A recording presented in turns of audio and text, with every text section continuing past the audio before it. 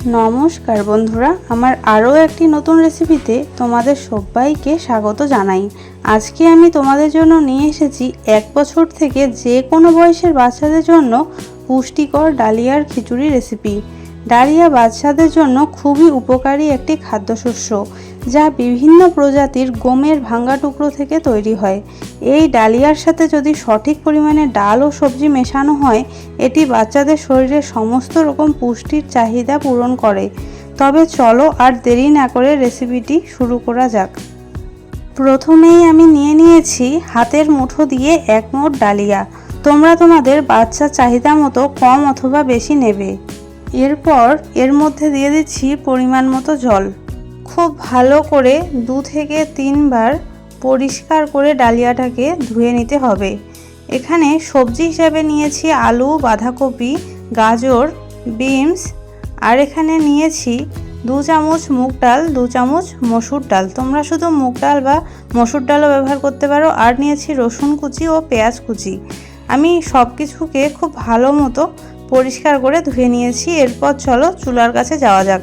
একটা pressure cooker নিয়েছি, এর মধ্যে দিয়ে দিচ্ছি 1/2 চামচের মতো ঘি, দিয়ে দিচ্ছি সামান্য গোটা কয়েক জিরে, এরপর দিয়ে দিচ্ছি রসুন কুচি আর দিচ্ছি কুচানো পেঁয়াজ। এগুলোকে হালকা করে একটু ভেজে নেব। এরপর একে একে সবজিগুলোকে এর মধ্যে দিয়ে দেব। দিয়ে দিচ্ছি ধুয়ে কেটে রাখা আলু, দিয়ে দিচ্ছি কেটে রাখা বিনস, দিয়ে দিচ্ছি গাজর আর দিয়ে দিচ্ছি বাঁধাকপি। এবার সব কিছুকে খুব ভালো মতো ভেজে নেব। এটাকে প্রায় 1 থেকে 2 মিনিটের মতো ভেজে নেওয়ার পর এখানে দিয়ে দিব ধুয়ে রাখা ডালিয়া আর দিয়ে দিব ধুয়ে রাখা মুগ ডাল ও মসুর ডাল। সব কিছুকে খুব ভালো মতো মিশিয়ে নেব। এরপর দিয়ে দিব 1 চিমটির মতো লবণ ও হলুদ। লবণ হলুদটাকেও ভালো করে খাবারের সাথে মিশিয়ে নেব। এরপর সব কিছুকে 1 থেকে 2 মিনিটের মতো প্রায় ভেজে নিয়ে এর মধ্যে দিয়ে দিতে হবে একটু বেশি পরিমাণে জল। এখানে আমি 2 কাপের মতো জল ব্যবহার করছি। তোমরা খাবারের পরিমাণ বুঝে কম অথবা বেশি এখানে দিতে পারো।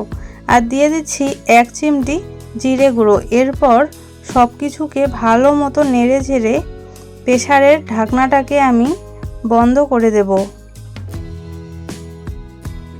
প্রেসারের ঢাকনাটাকে বন্ধ করে দিলাম। এরপর মিডিয়াম ফ্লেমে 4টে সিটি দিয়ে নিলাম। ব্যাস তৈরি হয়ে গেল বাচ্চাদের জন্য পুষ্টিকর ডালিয়ার খিচুড়ি রেসিপি।